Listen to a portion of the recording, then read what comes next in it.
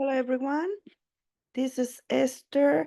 I did a video about showing my results on Ancestry, and I wanted to explain something on my Native American results. So I'm gonna share my screen right now. I did it in Spanish, and maybe I wasn't very clear in Spanish, but maybe I'm gonna redo the the video again. So I'm gonna share this.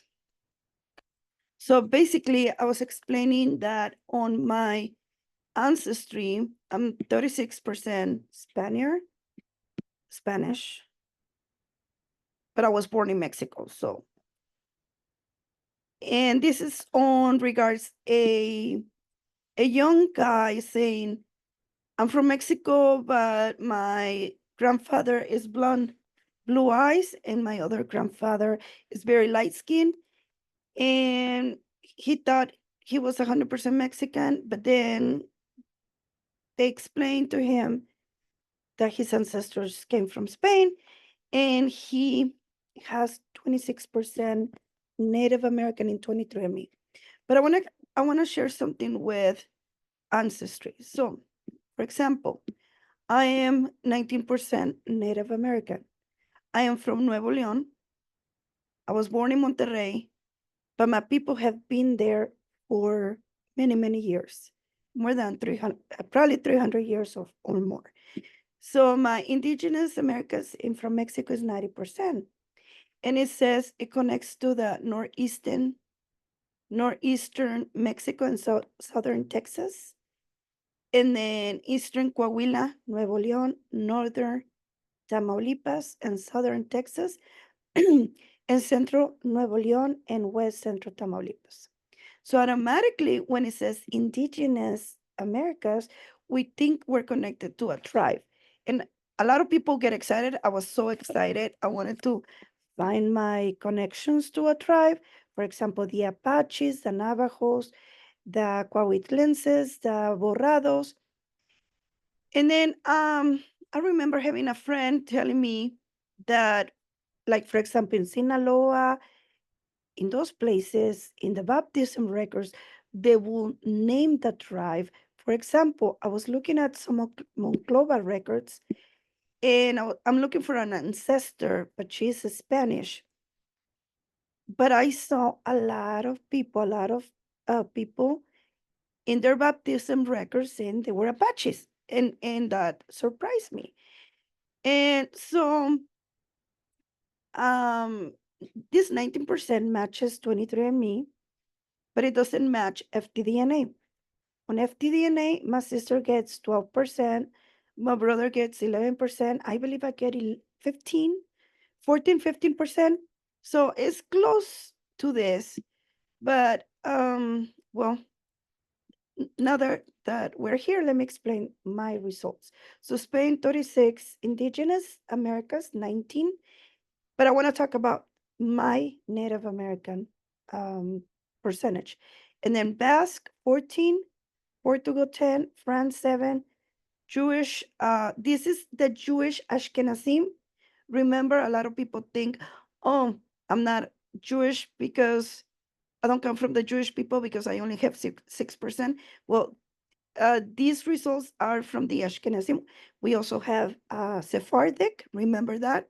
Sephardic are from Spain, Italy, and maybe I make another video for that. Senegal, 3%. That's West Africa. I want to remind you, I'm gonna make another video about West Africa. Two in Cameroon, all these areas, Northern Africa, and Norway, and Germanic Europe. I want to tell you that many of this, even including the Ashkenazim, could be Sephardic in ancestry, but I'll explain it in another video. I want to focus on indigenous Americas of Mexico, and guess what? This could also be Sephardic, but I'll explain it in a different way. I want to focus on the name Indigenous America. And so I'm just going to press here. And it says, a lot of people don't read the small letters. And if you see, my people are from the Americas, North America. Mexico is considered North America. A lot of people get upset because they say Mexico is Central America. No, it's not Central America. It's considered North America along with the United States and Canada. Okay, so it says your region estimate is 19%, but it can range from 16 to 22. So I was looking for my tribes because you see, I belong to Texas and I belong to Mexico. Texas now belongs to the United States for, we know, since the 1830s, if I'm right. But so that means my people came back and forth, Texas, Nuevo León, Coahuila, Tamaulipas, and we have an ancestor in Texas that named most of the rivers, Trinity River, he named it. Okay, that's a different story. Okay, so it says your connection to this region is most likely through ancestors linked to this journey. So that means my Native Americans mostly are from where? This area. Okay, so I was searching for my Native American, and now we're looking at ancestor journey, which is the northeastern Mexico and southern Texas. Okay, so if we go into the 1700s, it says we have 29 people recorded that lived here and also in the border of Texas. Okay, 1725, we have more people.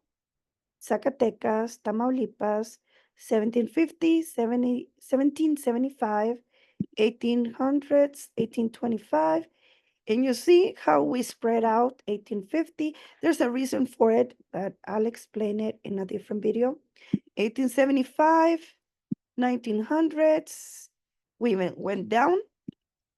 And 1925, now in the 1950s. Now we're California and we're over here on the top. But let me just go to the overview. So it says here that you, meaning me, and all the members of this journey are linked through shared ancestors. You probably have family who live in this area for years and maybe still do. Okay.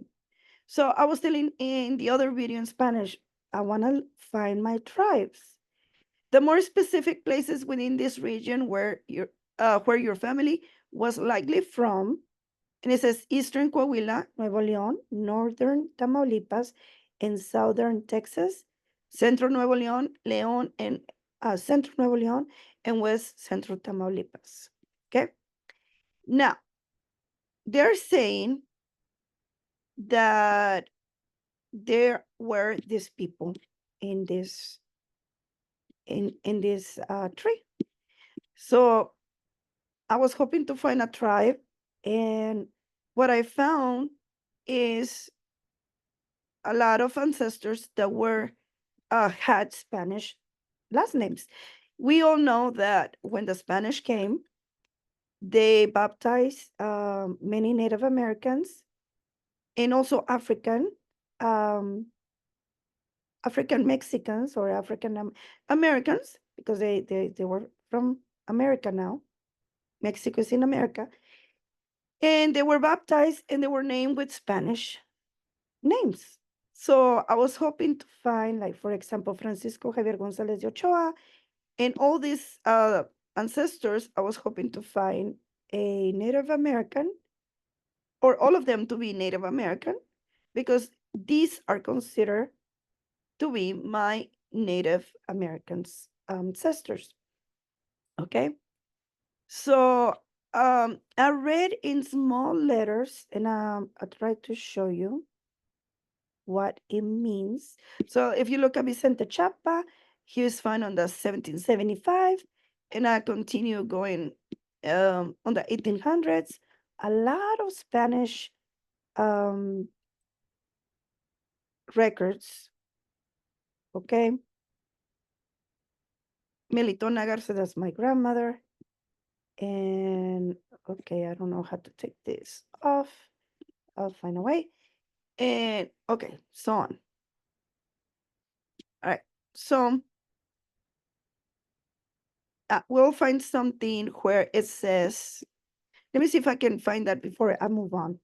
So let me just go here, origins, go back. And I wanna see how they calculated this. So I'm just gonna go here.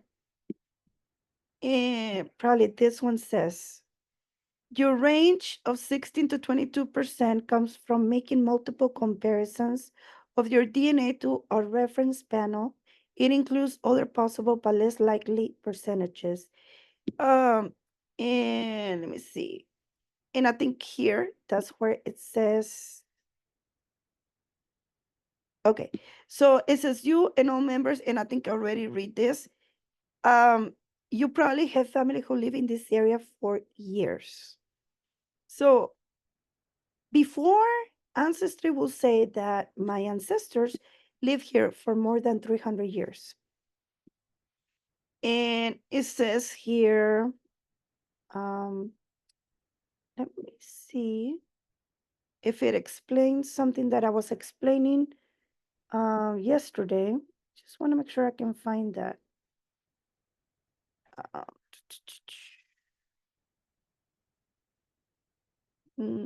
Maybe I'll find it on my way. But it basically was explaining that our DNA, our Native American DNA, is a unique fingerprint of our people that have lived here for more than 300 years. What does that mean? That means our DNA, if we want to compare it to someone from Sinaloa, we're not going to match them. We're totally different because we've been living together for 300 years in one community. And before we didn't have a plane, so we stay within the same area here. Okay. That means our DNA is not going to be compared to those in Spain. And, or why not? Well, Texas, yes, because if you look at here, uh, it will be covering South Texas, and I have a lot of cousins in South Texas, and also Coahuila and Tamaulipas. So if we're comparing ourselves, we're third cousins, fourth cousins, etc. But let's look here. So I was trying to find my Native American ancestors, which, pay attention, tribes. So when we see Native American, what do we think? Tribes, Apaches, Navajos, Coahuitlenses, all of those. But then to my surprise, um, when looking at the records, you'll find that these people that settled here were Spanish. So if you know how to read Spanish, say Francisco Javier Español. Okay? But he is considered native to the land because people that are descendants of this person and they have lived in the same area, we have a unique fingerprint DNA. So, okay, so that's Francisco. So I was trying to find more ancestors that will lead me to a Native American. So we go to, I'm going to the ones that are easy, Gertrudis. And so I look at the, I look for Gertrudis. There's Gertrudis here. Okay, Gertrudis. Okay, let me see. You see, this is not Gertrudis, but if you look over here, there were people there that they were mestizos. You see mestizos? Mestizos means Spanish married with native. And then, but I'm trying to find for Gertrudis. Can you, let me see. Okay, María Micaela de Vega. María Micaela de Vega. Let me see if this one is the one. Okay, María. Let me see, maybe this one, the mestiza was, the person that says mestiza was Micaela. No, let me see. Maria Micaela. Okay, so this one here,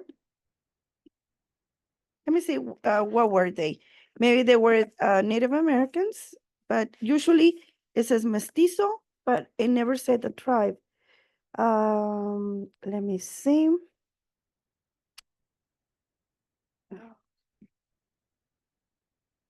It doesn't say, this one does not say if they were Spanish or not.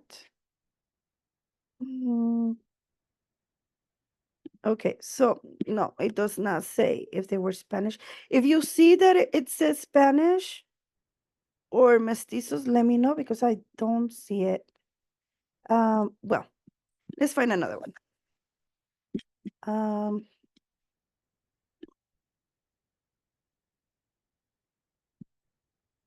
Let's see. Okay, Margarita. Let's see. Don José Miguel de la Garza Moya. And I can search for their. I apologize. The internet has been kind of slow today.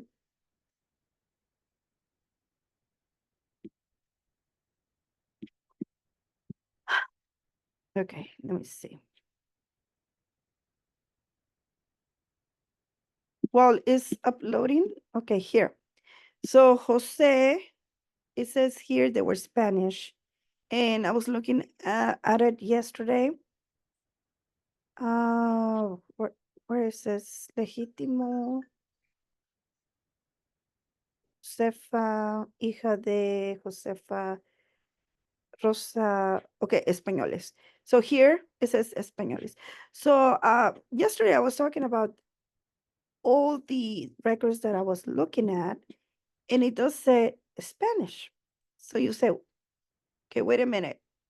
So how much is my Native American DNA? And why do I say that? Because I do have records that I connect to Moctezuma, the Moctezuma lineage. The daughters of Moctezuma married some of our ancestors. So therefore, we did have mestizos, castizos, and so we do have Native American. But if they're basing our Native American on the people that have lived here for 300 years, is our Native American accurate? And when I say Native American, I mean tribes. I do not mean people that have lived here for more than 300 years, which we should include it. Yes, they are correct. We do have a unique DNA pattern that it doesn't match the other patterns. So for example, we know of certain groups, I'm not going to mention the groups because then I might get some hate. They do have a unique DNA fingerprint because they are very endogamous and they didn't marry out. They didn't let anyone in. So they created what is called the bottleneck effect in DNA, and they created this unique group. Well, us too. But what happened with them is that they created a chip that it was read in the DNA companies that will make them unique and not compared to us or to the rest of the world. Well, we can do that too if companies should want to invest on this. If they want to invest, they can say, okay, people that were born in Nuevo León and have ancestors for more than 300 years, we can make a microchip saying they're Nuevo Leonenses, 100%. You understand me? So those people that have 100%, I'm not going to say the name of the group because I know I might get in trouble. Uh, some people think they're 100% Europeans, but they're not 100% Europeans.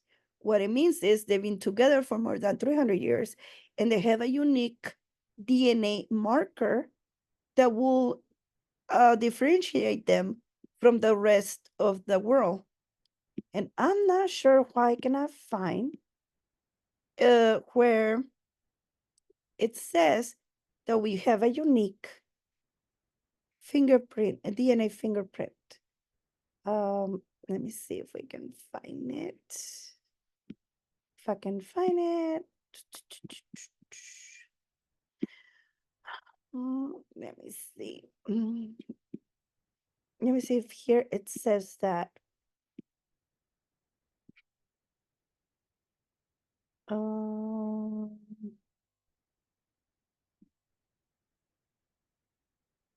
Okay, so let's see why is not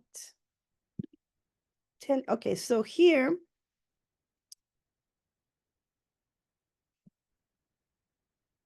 Okay, so what the map can tell you is along with showing region averages, the map can give you a rough idea of where your ancestors might have lived.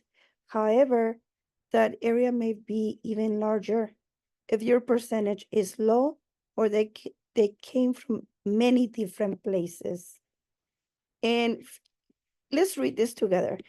It says, we estimate your region by comparing your DNA to DNA samples from groups of people whose families have lived for a long time in one place.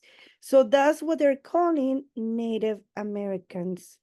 And then it says, for the indigenous Americas, Mexico ancestral region, we collected samples. It says central region, and it doesn't say about the rest of the regions of Mexico. It says ancestral regions that we have collected samples from people whose families have lived in the area for generations. We use their samples to create a unique genetic fingerprint for this ancestral region that we compare your DNA sample to. So that means that they're comparing me to the people from here from Nuevo León. And therefore, we have a unique fingerprint, DNA, like I was telling you. Now here it explains the reference panel, and let me see if it shows. It says here that in Mexico, they do have 2,076 Indigenous Americas, Mexico. What does that mean? People that have lived there for more than 300 years. So that could be a mix of what? African, Spanish, Iberian Peninsula, or any other European region, and also North Morocco and those areas. So that means that if you live more than 300 years in one place, you're going to make your own unique fingerprint, making you indigenous to that specific area. Okay? So that means if you plan to move to Ireland and you keep having family with your husband, and after 300 years, they're going to become native to Ireland. So that's what it means. So therefore, that's why you have different results with different DNA companies. I noticed that 23andMe and Ancestry are very familiar, but FTDNA does focus more on the actual place where people came from than the other companies. MyHeritage usually give us more Native American, and the Native American is because uh, and I keep saying it, and a lot of people might think it's wrong. They do have a lot of documents more than any other companies that where they can get um, those 300 years worth of people samples and that we connect to, because remember, DNA is connected to genealogy, and they make studies where they have all these documents, and whoever is an ancestor of these people, therefore they know they have been there for 300 years, making us have a unique DNA fingerprint. Okay, so I hope this explains that your Native American is not 100% what you think it is. You might say, oh, I have 2% Native American. I must be Apache, or I must be Coahuitlan. I cannot say that word. From Coahuitlan, I cannot say it. I'm sorry. But what it really means is that 2% of your ancestors have lived in that area for more than um 300 years. Okay.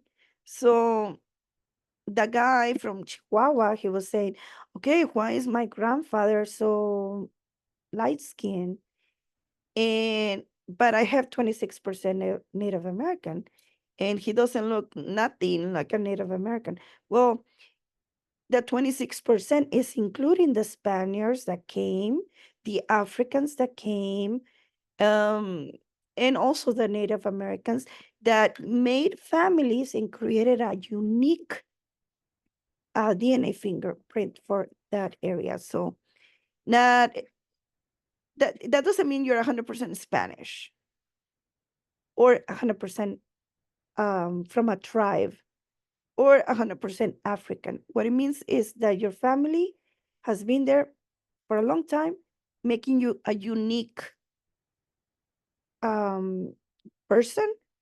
Well, you have a group that you belong to, and you're gonna have a lot of DNA cousins and a lot of family from that area.